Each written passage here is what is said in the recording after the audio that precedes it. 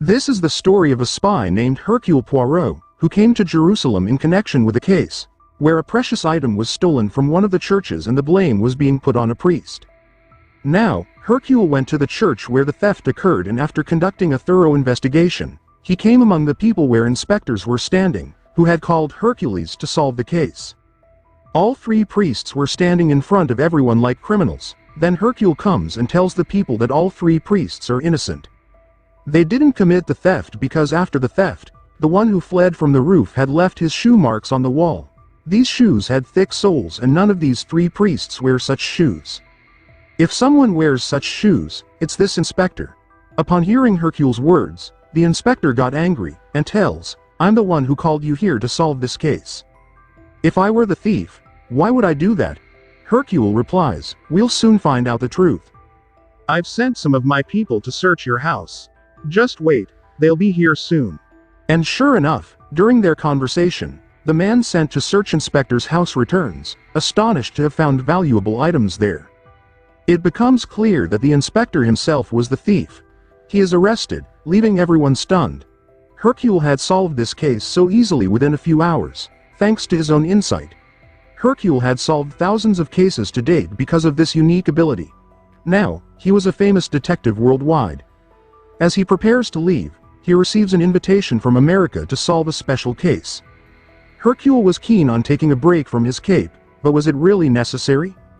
In such circumstances, they board a luxury train named the Orient Express to London. Within this entire train, there are only 12 compartments. It's a business-class train.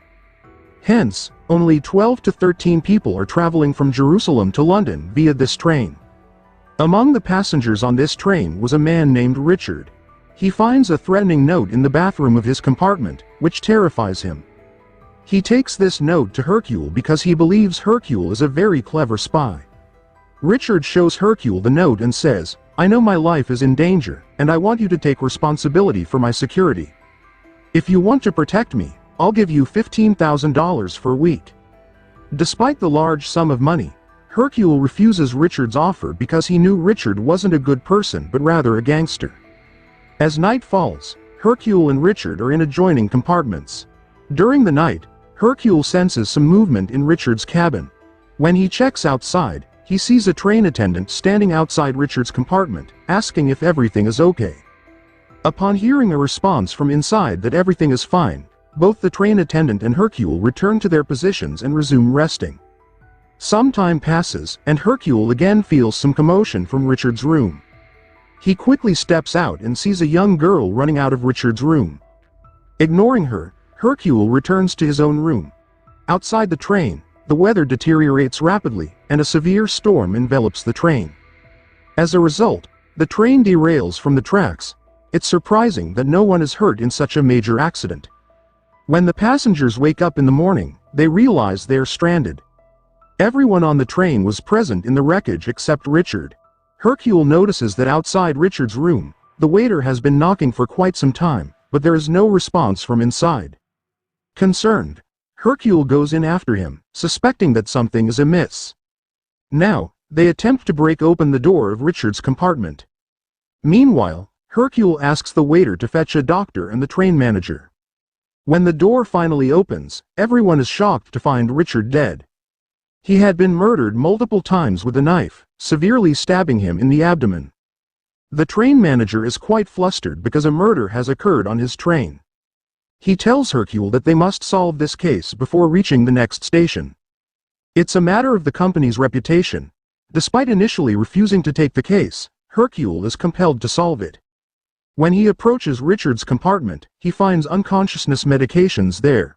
The first thing he deduces is that Richard was likely drugged before being murdered. Hence, there was no noise during the murder, and he didn't attempt to defend himself. Hercule finds a handkerchief with the letter H embroidered on it. Apart from this, Hercule finds many strange pieces of evidence, each of which Hercule gives his approval, stating that all these things have been kept here to distract the police. The one piece of evidence that seemed genuine was actually a burnt piece of iron. When he shines a light on it, a message appears on it, which says, "As a strong blood is in your hand, you will die." After reading this, Hercule tells the train manager that no case is as easy. This murder is a revenge for blood, and the case could get complicated. Here, Hercule tells the story of Richard, who sadly kidnapped a little girl named Daisy Armstrong. Richard kidnapped the girl from her home and demanded a lot of money in exchange. Despite taking the money, he still murdered her daughter. This shock was unbearable for Armstrong's wife, who died of grief.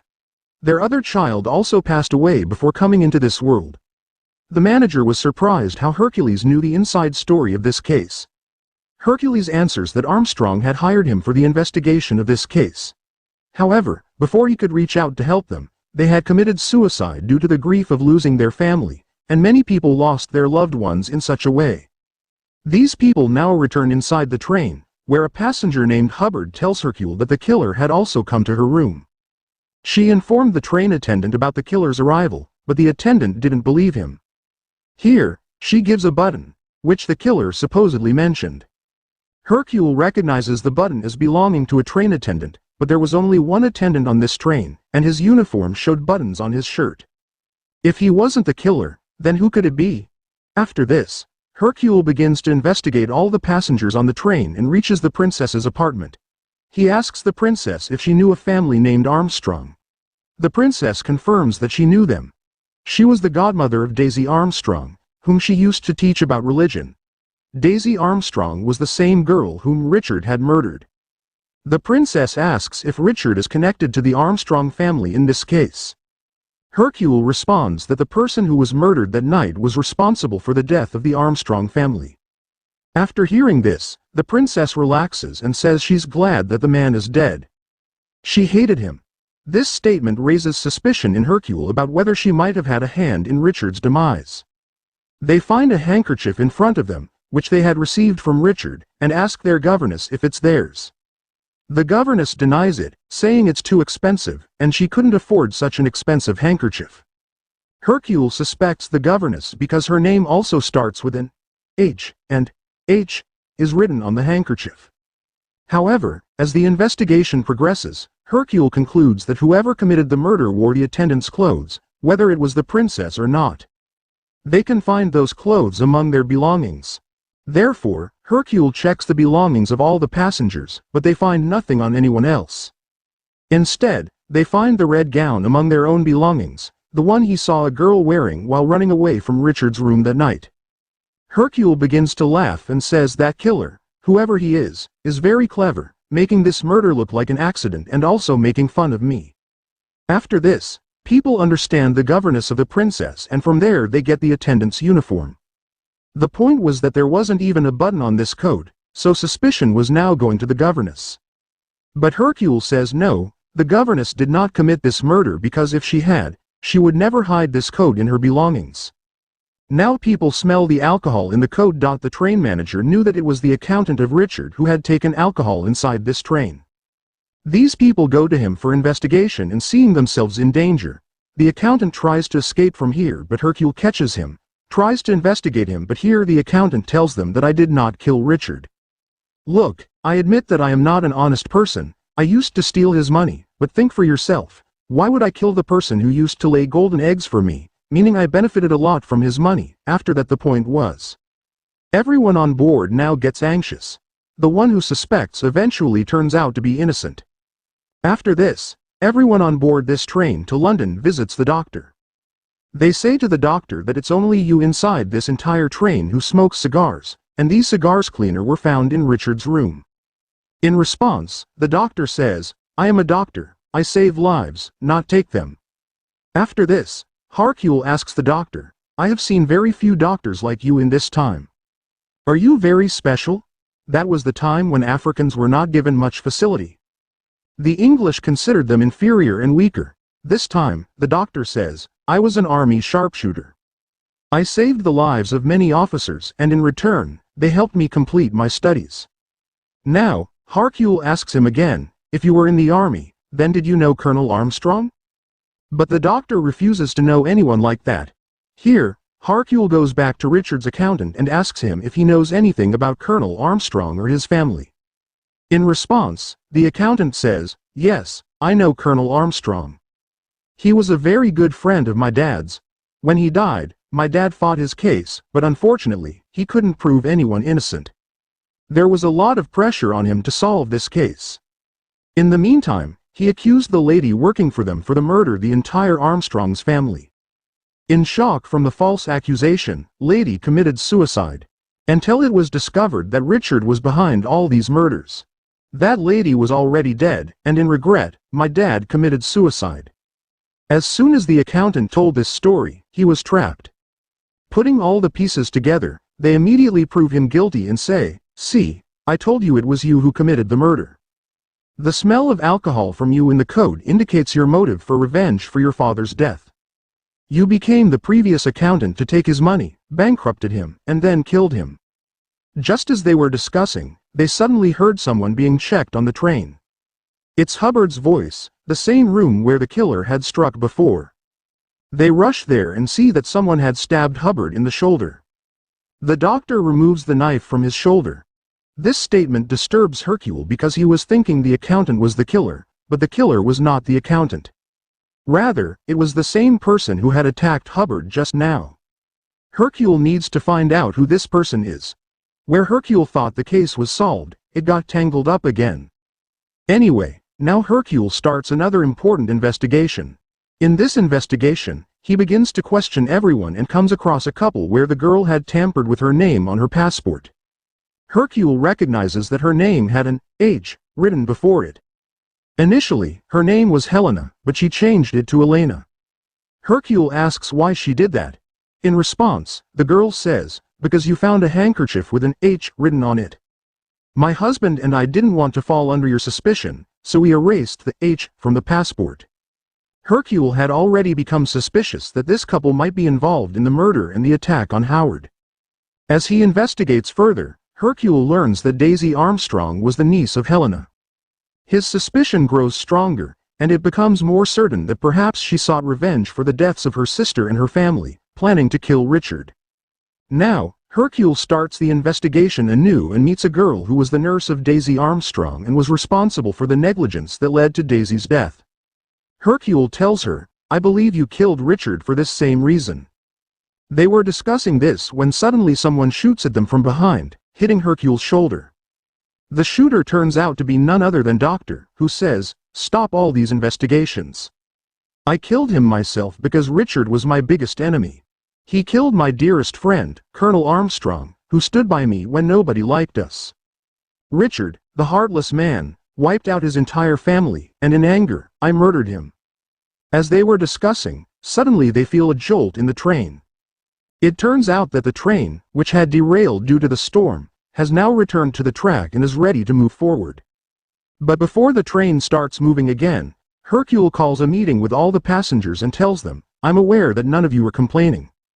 The doctor who is confessing to this murder is not complaining either. But the mystery of the murder remains unsolved, and I see only two stories behind this murder. One is that a killer entered Richard's room in the attendant's clothes, killed Richard, and then escaped through Mrs. Hubbard's cabin window because he had met her from Mrs. Hubbard's compartment. And if I go to the second story, I myself am not convinced by that story because none of you seem suspicious to me. But all my suspicions and evidence are against all of you. I think this murder was done by all of you together, and each of you has a reason to do so, such as the doctor who became a doctor because of Colonel Armstrong and had a better life. He admits that he murdered his friend for his thinning. But the killer doesn't seem to be just him. On the second number, there's the daughter of the maid of Armstrong, who, due to being drunk that night, was negligent, and because of this, Daisy Armstrong's kidnapping case came to light. She could have killed Richard to take revenge for Daisy's death. On the third number, there's Helena, whose sister and daughter met Richard. Fourthly, there's the princess, who was Daisy Armstrong's godmother, taught her religion, loved her dearly. And then there's Mrs. Hubbard, on whose shoulder the killer also attacked.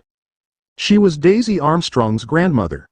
Hearing all this, the train manager gets angry and asks, if they're the killers, then who attacked them?